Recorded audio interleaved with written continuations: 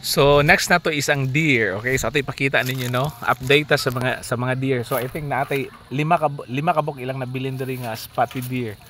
Okay, kita ra ba ninyo? Okay, kana. Okay. And then murag ang uban asa ba ang uban ani ron? Diba? So tuwa dito ang usa, basig nasa likod ang uban. Okay. So inana. No, so deer, okay? So manilang enclosure nila, dako mo lang enclosure diri.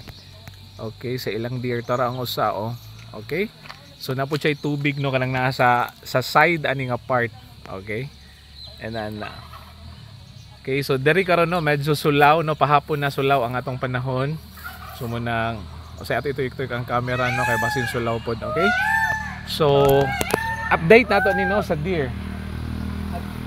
Okay. So next no atong lantawon pud ang uban no. Okay. Deer. Okay.